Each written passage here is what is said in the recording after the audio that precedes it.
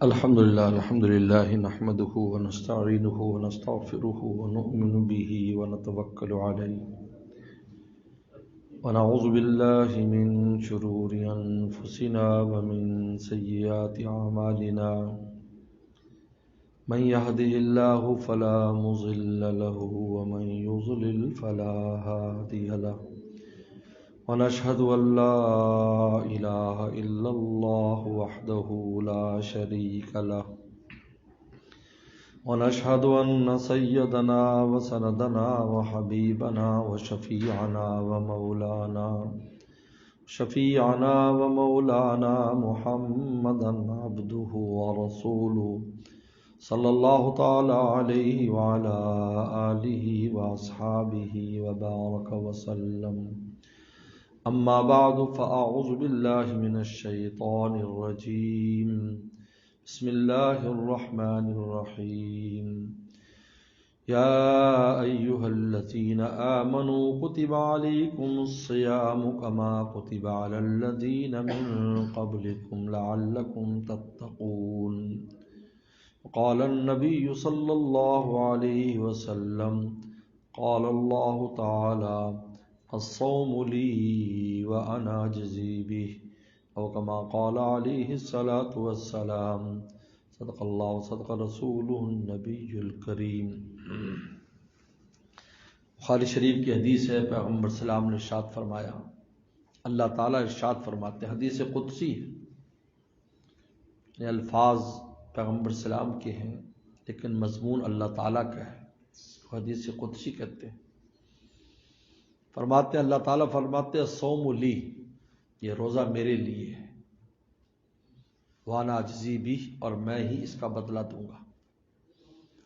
الصوم لی، روزہ میرے لیے ہے۔ تمام عبادات اللہ کے لیے کرتے ہیں، انسان نماز کے کھڑا ہوتا ہے، میں اللہ کے لیے نماز پڑھتا ہوں، اللہ کے لیے حج عمرہ کرتا ہوں، اللہ کے لیے صدقہ خیرات دیتا ہوں، لیکن روزے کے بارے میں یہ بات کیوں فرمائی الصوم لی، روزہ میرے لیے؟ اس کی سب سے بڑی وجہ یہ ہے کہ روزے میں جس درجے کا اخلاص ہے کہ جس میں کسی غیر کا کوئی دخل ہی نہیں، صرف اللہ کی ذات ہے اور بندہ ہے، اتنے اونچے درجے کے اخلاص روزے میں ہے، اس لیے فرمایا روزہ میرے لیے، کیونکہ روزے دار جو ہوتا ہے اس کو پتہ ہوتا ہے کہ وہ روزے دار ہے۔ دوسرا آدمی یہ تو کہہ سکتا ہے کہ ہمارا گمان ہے، لیکن یقین کے اعتبار سے قسم نہیں کھا سکتا۔ یہ نہیں کہہ سکتا کہ آدمی اس کی حیث سے لگ رہا ہے کہ بے روزہ ہے، یہ بندے اور اللہ کے درمیان ایک راز کی حیثیت رکھتا ہے۔ یہ حدیث ہمیں ایک بات بتاتی ہے کہ انسان کی جو اعمال ہیں ان کی قیمت اخلاص پر لگتی ہے۔ آپ میں کس درجے کا اخلاص؟ آپ اگر چاہتے ہیں اپنے عمل کی قیمت زیادہ لگوانا، آپ اتنا درجہ اعلیٰ اخلاص پیدا کر لیں۔ جتنا غیر اللہ آتا جاتا ہے انسان کی نیت میں، اتنا عمل کی قیمت کم ہوتی چلی جاتی ہے، یہ ہے۔ اور جتنا غیر اللہ نکلتا جائے گا عمل کی قیمت بڑھتی چلی جائے گی۔ اس لیے قرآن مجید نے 10 سے لے کر من جاء بالحسنۃ فلہ عشر امثالھا، فرمایا کہ جو نیکی کرتا ہے اس کو 10 نیکیاں ملتی ہیں، ایک نیکی پر 10 نیکیاں، یہ کم از کم ہے۔ اب اس پر اضافہ قرآن مجید نے دوسرے مقام پر بیان فرمایا کہ 700 گنا تشبیہ دی کہ جس طرح ایک دانہ ہے اس میں سے بالی نکلی، اس بالی میں 7 بالیاں نکلی اسے ایک دانے سے، اور ہر بالی کے اندر 100 دانے، 700۔ اب یہ 10 سے 700 کیسے بنیں گے؟ یہ اخلاص کے اعتبار سے کہ آپ نے اس درجے کو اخلاص کی کس بلندی کے اعتبار سے کیا تھا۔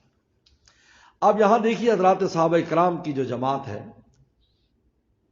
پوری جماعت کے بارے میں فرمایا کہ کل وعد اللہ الحسنہ، پوری جماعت سے حسنہ کا وعدہ ہے ہمارا، اور رضی اللہ عنہ و رضوا عنہ کا خطاب ہر صحابی کو جن نے پیغمبر اسلام کو ذرا دیر کے لیے بھی دیکھ لیا ایمان کی حالت میں، یا رسول اللہ نے ان کو ایمان کی حالت میں دیکھ لیا. اس لیے کہ جو نابینا تھے وہ تو آپ کو نہیں دیکھ سکے.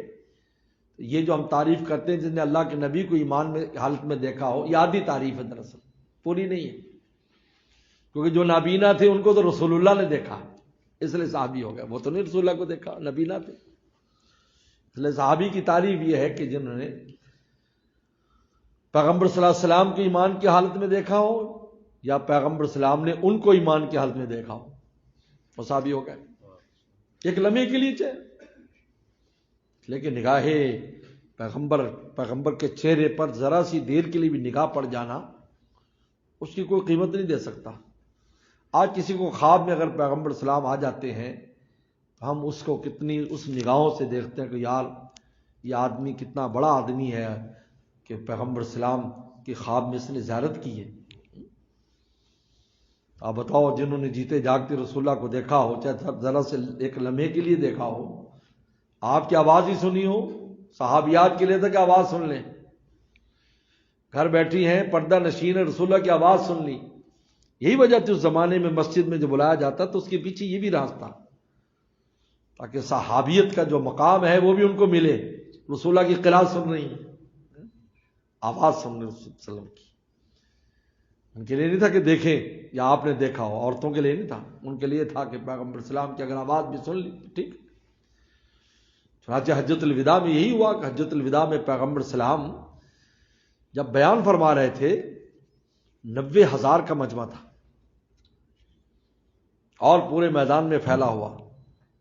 کوئی سپیکر نہیں تھے، کوئی جدید آلات نہیں تھے، لیکن رسول اللہ کی آواز ہر ایک پر پاس جا رہی صلی اللہ علیہ وسلم. آخر یہ جو آواز آ رہی ہے، جو مکبر الصوت پھیلا رہا ہے، یہ ہوا کے دوش پر ہے. تو ہوائیں جن کے لیے مسخر ہوں، جن کے لیے چلتی ہوں، بلکہ لکھا ہے بعض محدثین نے ایک عجیب بات لکھی ہے، ایک شرح بخاری میں میں نے دیکھا غزوہ خندق کے بارے میں، کہ جب غزوہ خندق ہوا اور پیغمبر سلام نے بدھ والے دن مسجد فتح میں دعا کی. جو مسجد فتح جو حضرات 7 مسجدوں کی زیارت جن نے کی ہے، 7 مساجد، وہاں پر ایک اوپر پہاڑی پر ہے، جبل صلاح پر یہ مسجد ہے. وہاں پیغمبر سلام نے بدھ والے دن ظہر کے بعد دعا کی تھی، بہت دعا کی. اللہ 20 دن ہو گئے، سردی شدید سردی اور بھوک پیاس کا معاملہ، دعا قبول ہو گئی. حضرت جابر بن عبداللہ رضی اللہ تعالیٰ فرماتے ہیں آج بھی بدھ کو ظہر کے بعد وہاں جا کر دعا کریں تو آج بھی قبولیت کی شان ہے. کیا عجیب ہے. اور ہم نے اہل مدینہ کو بہت دیکھا، ہمارا بھی معمول ہے جب بدھ کو حاضر ہوتے ہیں. اور یہ بات میں نے کتاب میں پڑھی، جابر بن عبداللہ کا معمول، وہ ہر بدھ کو جاتے تھے. کہا بھائی بہت سے مسائل ہیں جس کی جا کر ہم نے دعا کرنی، بدھ کو ظہر اثر کے درمیان. آج بھی اہل مدینہ ماشاءاللہ پہنچتے ہیں، جو مدینہ کے رہنے والے علماء، بڑے بڑے علماء ہم نے دیکھے وہاں جا رہے ہیں. آپ نے دعا کی، دعا قبول ہو گئی. تو ہوا چلی، ہوا باد صبا، رات کو باد صبا چلی. دیکھو 2 ہوائیں ہیں، باد صبا اور دبور اور صبا. صبا جو صبح کو چلتی ہے، جو مشرق کی جانب سے آتی ہے اور اپنے اندر اچھی چیزیں لے کر آتی ہے، اس سے پھل پھول پھلتے ہیں، انسان کو فرحت ہوتی ہے، انسان کی صحت بنتی ہے. اس لیے کہے جاتے صبح صبح جا کر باغ میں پھرا کرو، کیونکہ باغ بھی، یہ باد صبا جو ہے نا، یہ باد صبا یہ صبح کو گلشن میں اور باغوں میں آتی ہے. یہ سڑکوں پہ نہیں آتی کہ ہم سڑکوں پر وہ کریں، وہاں آتی ہے. وہاں اللہ اس کو بھیجتے ہیں جہاں پر جن کی جہاں ضرورت ہے، جہاں باغ ہے، جہاں جو ہے پرندے ہیں، جہاں پر جو ہے وہ درخت ہیں، جہاں پر پھول ہیں، وہاں ان کو بھیجتے ہیں. جہاں ضرورت ہے وہاں بھیجتے ہیں اس کو. خالی صحراؤں میں ایسی جگہ پر نہیں بھیجتے، گلشن میں. اس لیے ہمارے حضرت والا رحمۃ اللہ علیہ جب ناظم آباد سے آ گئے تو حضرت کو ایک شخص نے لکھا کہ کس سے پوچھیں بہار کی باتیں، اب تو صبا بھی ادھر نہیں آتی. کیونکہ حضرت ناظم آباد سے گلشن اقبال آ گئے تھے، 1980 کی بات ہے. حضرت آئے تھے اور 2-3 ہفتے بعد ہم بھی حاضر ہو گئے تھے. یعنی حضرت کا بالکل خانقاہ میں گلشن اقبال میں ابتدائی جانے والوں میں سے ہم لوگ بھی تھے. ہم اسٹوڈنٹ تھے اس وقت بلوری ٹاؤن میں. تو حضرت نے تو حضرت نے ہمیں یہ سنایا کہ اس نے لکھا بھی پہلے آپ ناظم آباد ہوتے تھے، اللہ کی محبت کی باتیں، بہار کی باتیں سنتے، جب آپ وہاں سے چلے گئے تو فرمایا کس سے پوچھیں بہار کی باتیں، اب تو صبا بھی ادھر نہیں آتی۔ تو فرمایا تم بھی گلشن میں کیوں نہیں آتے جب صبا بھی ادھر نہیں جاتی؟ گلشن میں آنا پڑتا ہے۔ اسی تناظر میں اللہ والوں نے فرمایا ہے، حدیث شریف میں آتا ہے ان للہ نفحات فی دہرکم، اللہ کی قرب کی ہوائیں تمہاری زندگی میں چلتی ہیں، ہر ایک کی زندگی میں قرب کی ہوائیں چلتی ہیں، فتعرضوا لها، اپنے آپ کو ان کے سامنے پیش کرو۔ فرمایا کہ اگر ان ہواؤں میں سے ایک ذرہ بھی اس ہوا کا تمہیں لگ گیا، لا تشقون بعد ابدا، تم کبھی شقی نہیں ہوگے۔ یہ عجیب ہے، چلتی اب یہ کہاں چلتی ہے؟ گلشن میں چلتی ہے۔ گلشن جہاں نیک لوگ رہتے ہوں، اللہ والے رہتے ہوں، جہاں نیک اعمال ہوتے ہوں، وہاں جاؤ، وہاں یہ ملے گی، گھر میں نہیں ملے گی، وہاں ملے گی آپ کو۔ اس لیے مسجدوں سے جڑنے کا حکم ہے، حرمین شریفین جانے کا حکم ہے، نیک لوگوں کے پاس جانے کا حکم ہے، کیونکہ یہ ہوائیں وہاں ملیں گی۔ اگر ایک دفعہ بھی اس کا کوئی نفع، فرمایا تھوڑی سی ہوا تمہیں لگ گئی، تمہارا کام بن جائے۔ تو یہ باد صبا جو ہے، تو حدیث شریف میں آتا ہے کہ باد صبا نے باد دبور سے کہا، دبور وہ ہے جو مغرب سے چلتی، جس کا کام ہوتا ہے تباہی پھیرنا، تو اس نے باد صبا نے دبور سے کہا کہ رسول اللہ کی خدمت کے لیے چلتے ہیں، اللہ نے اختیار دیا تھا بھئی تم میں جو بھی یہ ڈیوٹی کرنی ہوا نے جا کر۔ دبور نے کہا میں نے نہیں جانا، تم چلی جاؤ۔ کہتے اللہ تعالیٰ نے اس کی برکت سے باد صبا کو باثمر بنا دیا اور دبور کو عقیم اور بانج کر دیا، اس وجہ سے۔ تو میرے دوستوں میں عرض کر رہا تھا کہ یہ جو 700 گنا تک یہ انسان کو اس اخلاص پر ہے کہ آپ کا یہ عمل کس درجے کا ہے، آپ جو عمل کر رہے ہیں، نیکی کر رہے ہیں، اس نیکی میں ذات الہی کا استحضار کتنا ہے، اس پر قیمت لگتی ہے۔ الصوم لی کی حدیث ہمیں بتلا رہی ہے، اگر ہم کوئی بھی عمل اعلیٰ بنانا چاہتے ہیں تو سب سے پہلے دل کو ٹٹولنا ہوگا کہ ہم کر کیوں رہے ہیں، اپنے اوپر سوال وارد کرو میں کیوں کر رہا ہوں، اس کے پیچھے کوئی دوسری غرض تو نہیں۔ تو میں عرض کر رہا تھا کہ صحابہ اکرام جن کے بارے میں اتنا کچھ اللہ تعالی نے فرمایا کہ اور رسول اللہ نے بشارتیں دی، ان کے بارے میں قرآن مجید نے کہا کہ فتح مکہ سے پہلے اور فتح مکہ کے بعد جو صحابہ اکرام تھے ان میں مرتبے کے اعتبار سے فرق ہے۔ چنانچہ پیغمبر صاحب نے فرمایا کہ فتح مکہ کے بعد والا میرا صحابی اگر وہ احد پہاڑ جتنا سونا خرچ کرتا ہے اور فتح مکہ سے پہلے والا ایک مد یعنی 2 سیر جوں اگر اللہ کے راستے میں دیتا ہے تو اس کا پہلے والے کا ثواب بعد والے سے زیادہ ہوگا، اندازہ کیجیے۔ اور یہی تشبیہ آپ نے باقی امت کے لیے فرمائی کہ میرا کوئی بھی صحابی جو فتح مکہ سے پہلے والے بعد والے وہ 2 سیر جوں اللہ کے راستے میں دیتا ہے، اور بعد میں آنے والی امت میں کوئی شخص احد پہاڑ سونے کا اللہ کے راستے میں دے دے تو میرے صحابی کے 2 مد کو نہیں پہنچ سکتا۔ اس کی وجہ کیا تھی؟ کہتا وجہ یہ تھی کہ فتح مکہ سے پہلے جو لوگ تھے ان کے سامنے سوائے ذات الہی کی اور رسول اللہ کی کچھ نہیں تھا، کہ بھائی ان کو یہ راضی ہو جائے، بس ان کو خوش کرنا ہے، کچھ نہیں۔ فتح مکہ کے بعد سلطنت قائم ہو گئی، یدخلون فی دین اللہ افواجا، کیونکہ عربوں نے وہاں کے قبائل نے یہ کرائیٹیریا مقرر کیا تھا کہ اگر خانہ کعبہ کو پیغمبر سلام فتح کر لیتے ہیں مکہ کو اور خانہ کعبہ میں آپ تشریف لے آتے ہیں اور کوئی ہل جل نہیں ہوتی جس طرح کہ اس وقت ابرہہ کے ساتھ ہوا یا پہلے آنے والوں کے ساتھ ہوا جن نے مکہ پر قبضہ کرنے کی کوشش کی اور خدا کے عذاب میں مبتلا ہو گئے، انہوں نے رسول اللہ کے سچ ہونے کے لیے علامت مقرر کی کہ آپ جب مکہ فتح کریں گے اور پھر اس کے بعد اگر کچھ نہیں ہوگا یہ دلیل ہے کہ آپ اللہ کے نبی ہیں، آپ سچے ہیں، آپ ابراہیم صلیٰ السلام کے جان نشین ہیں۔ چنانچہ جب مکہ فتح ہو گیا پیغمبر سلام نے بت ہٹا دیے اور حضرت بلال نے خانہ کعبہ پر چڑھ کر پہلی اذان دے دی اور رسول اللہ نے نماز پڑھا دی، یدخلون فی دین اللہ افواجا، فوج داخل ہونے لگے کہ اللہ کا نبی ہے، حضرت علیہ السلام کا جان نشین ہے، اسماعیل السلام کا جان نشین ہے، اس لیے کہ خدا کی مدد اس کے ساتھ ہے۔ مکہ فتح ہو گیا، نمازیں شروع ہو گئیں اور کوئی ایسا واقعہ نہیں ہوا۔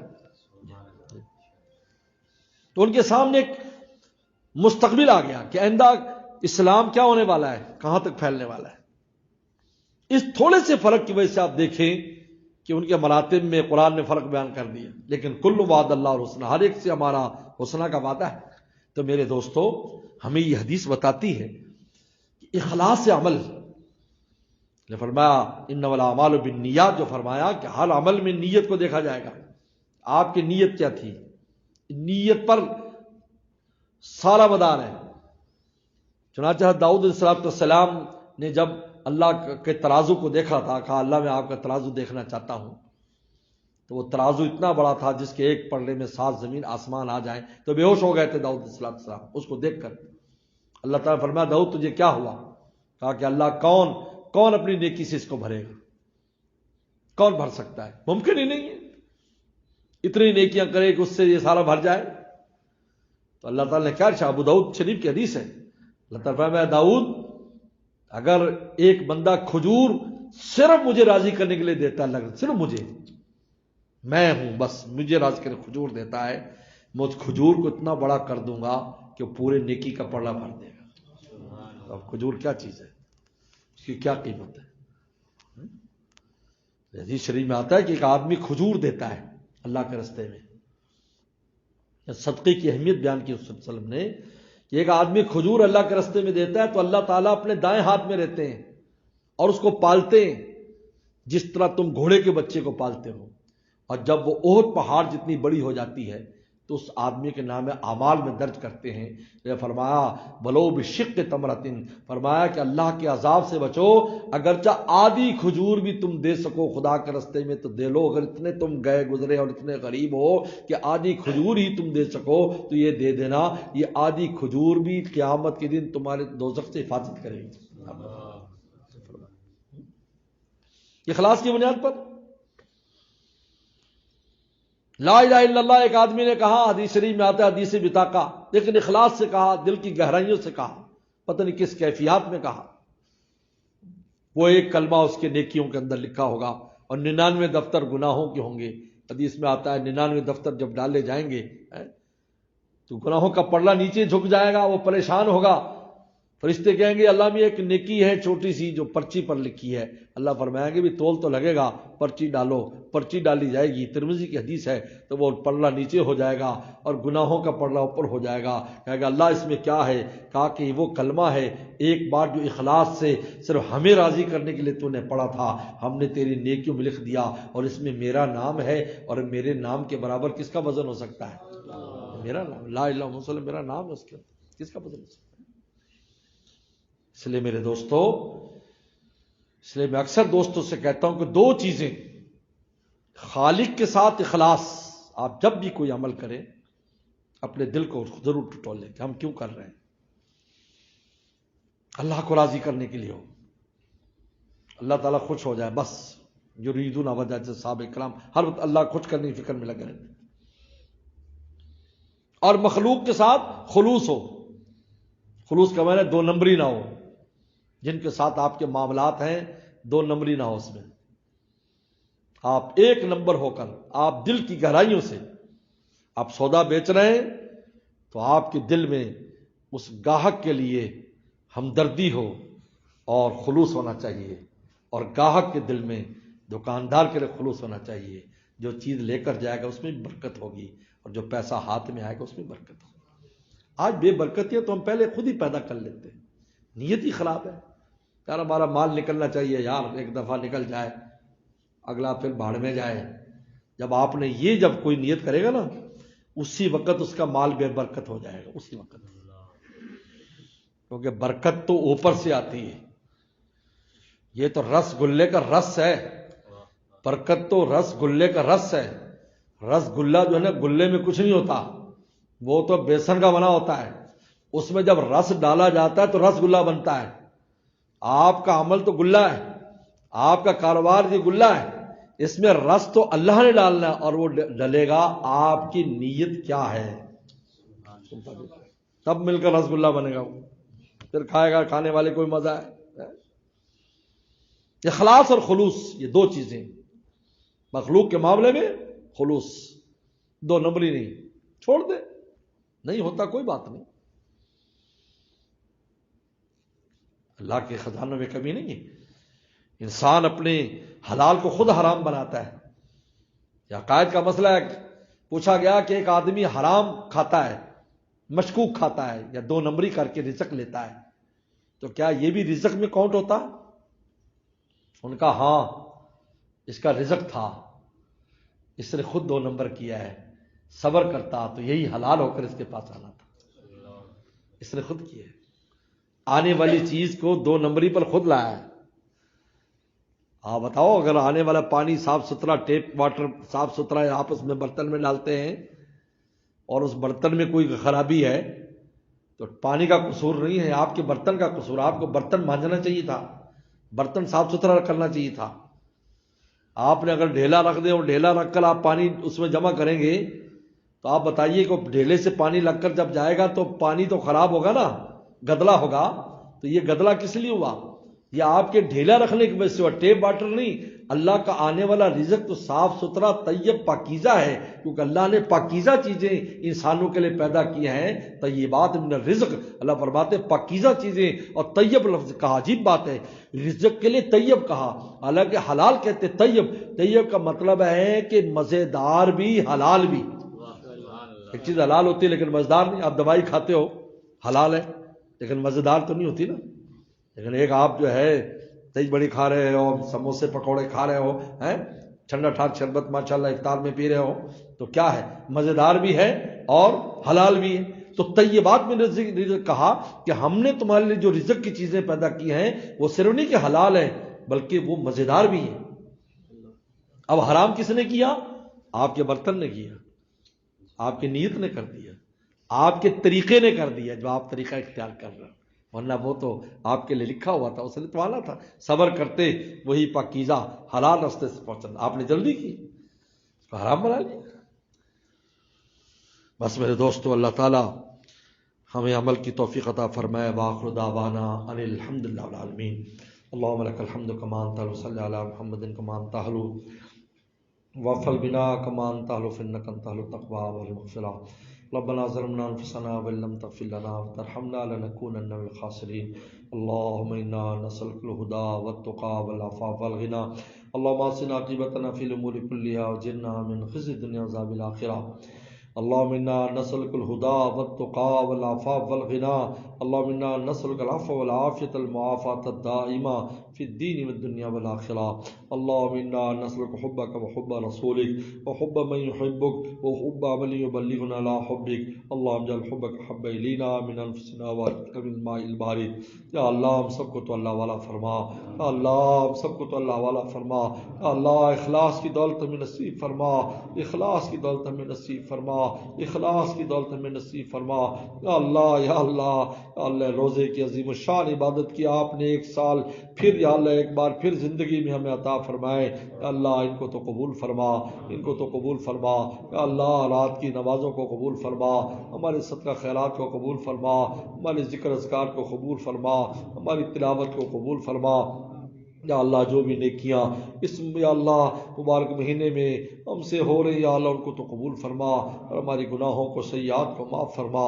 یا اللہ اس مبارک مہینے میں بے شمار کوتاہیاں ہماری زبان سے، آنکھ سے، ہاتھ پاؤں سے ہوتی ہیں، یا اللہ ہمیں تو معاف فرما، معاف فرما۔ یا اللہ حضور صلی اللہ علیہ وسلم نے، جبرائیل السلام نے جو بد دعا کی تھی اس سے ہماری حفاظت فرما، اس سے ہماری حفاظت فرما۔ یا اللہ ہمیں والدین کا بھی فرما بردار فرما، پیغمبر صلی اللہ علیہ وسلم پر بھی خوب درود و سلام پڑھنے والا فرما۔ یا اللہ، یا اللہ اس مبارک مہینے میں ہر کوتاہی سے بچنے کی، جس سے ہماری بخشش رک جائے، ہمیں محفوظ فرما۔ اور یا اللہ لیلۃ الجائزہ میں ہمارے لیے انعام کا فیصلہ فرما، اور عید والے دن ہمارے لیے مغفرت کا پروانہ ہمیں عطا فرما۔ یا اللہ یا اللہ یا اللہ مخلوقات کے ساتھ خلوص برتنے کی توفیق عطا فرما، 2 نمبری سے اللہ ہماری حفاظت فرما، ہمارے بھائی سلیمان صاحب ان کے گھر والے بال بچوں کو خوب خوب برکت اور عافیت نصیب فرما، ان کی یا اللہ اس دعوت کو اور ہمارے سب کے آنے کو تو قبول فرما، یا اللہ ان کی میزبانی کو تو قبول فرما، یا اللہ پوری امت مسلمہ کو ہدایت نصیب فرما، یا اللہ عالم اسلام کی حفاظت فرما، پاکستان کی حفاظت فرما، اللہ پاکستان کی سرحدات اور نظریات کی حفاظت فرما، یا اللہ مبارک خطہ جس میں رہ کر ہم آپ کو راضی کر رہے ہیں، عبادتیں کر رہے ہیں، نیکیاں ہو رہی ہیں، مدارس ہیں، مساجد ہیں، مراکز ہیں، خانقاہ ہیں، یا اللہ ہمیشہ ہمیشہ یا اللہ اس کو قائم اور دائم فرما، یا اللہ ہمیشہ اس کو استقلال نصیب فرما، ہر قسم کی کمزوری سے سازشوں سے اس کو محفوظ فرما، ہر قسم کے دشمن سے اس کو محفوظ فرما، یا اللہ ہمارے تمام مرحومین مرحومات کی مغفرت فرما، یا اللہ ہمارے یا اللہ والدین اساتذہ مشائخ عزیز و قارب سب کی بے حساب مغفرت فرما، یا اللہ تمام بیماروں کو شفا عطا فرما، تمام بیماروں کو شفا عطا فرما، ہر طرح کی پریشانیوں کو دور فرما، اللہ ہمارے مسائل کو حل فرما، مصائب کو دور فرما، یا اللہ ہماری رزق روٹی میں برکتیں پیدا فرما، قرضوں کے بوجھ کو دور فرما، ہماری اولادوں کو ہماری آنکھوں کی ٹھنڈک اور صدقہ جاریہ فرما، بے اولادوں کو نیک صالح اولاد عطا فرما، جن بچوں کے رشتے نے اچھے سے جوڑ عطا فرما، جن کے رشتے ہو گئے گھروں میں امن سکون پیدا فرما، یا اللہ اتفاق اتحاد پیدا فرما، یا اللہ ہر دوست کی ماں بہن کی جو بھی حاجت ہے اپنے خزانوں سے اللہ ہماری حاجات کو پورا فرما۔